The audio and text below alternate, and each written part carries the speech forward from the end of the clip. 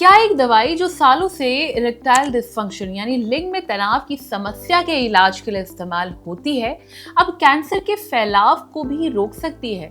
हाल ही में ऐसी खबरों ने लोगों का ध्यान भी खींचा। दावा किया जा रहा है कि वाइग्रा यानी सिल्डेनाफिल कैंसर को शरीर के दूसरे हिस्सों में फैलने से रोकने में मदद कर सकती है। लेकिन क्या ये सच है या फिर शुरुआती रिसर्च को बढ़ा चढ़ाकर सिर्फ पेश किया जा रहा है? आइए पहले जानते हैं कि रिसर्च क्या कहती है।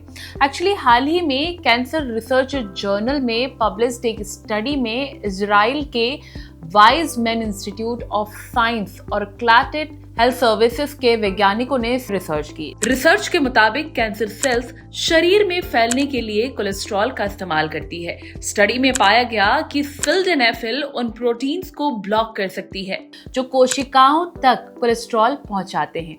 इससे कैंसर सेल्स के लिए अपनी बाहरी परत बनाना और शरीर के दूसरे हिस्सों तक फैलाना मुश्किल हो सकता है।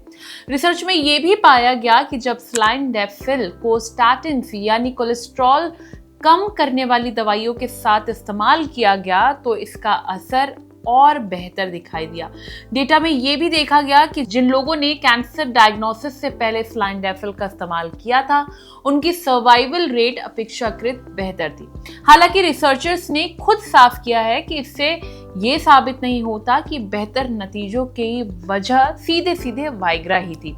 इसी सवाल का जवाब जानने के लिए thehealthsite.com ने बात करी डॉक्टर पर्ल आनंद से। डॉक्टर पर्ल कहती हैं, अभी तक ऐसी कोई पक्की साइंटिफिक स्टडी नहीं आई है जो ये साबित करे कि वाइग्रा या सिल्डेनाफिल कैंसर के फैलाव को रोक सकती है।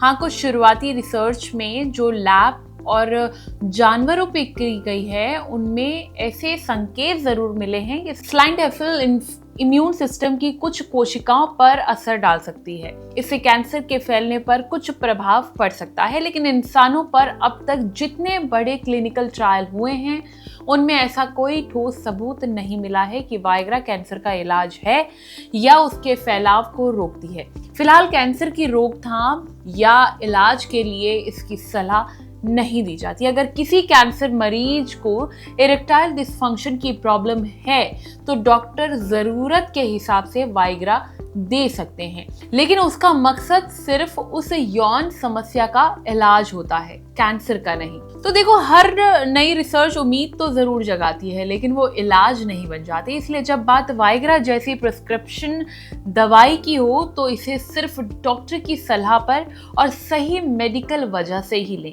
कैंसर के इलाज या बचाव के लिए फिलहाल इस पर कोई भरोसा करना सही नहीं होगा। इस वीडियो को लेकर आपकी क्या राय है, कमेंट करके जरूर बताएं और हेल्थ से जुड़े इस तरह के वीडियोस के लिए लाइक एंड सब्सक्राइब करें thehealthsite.com।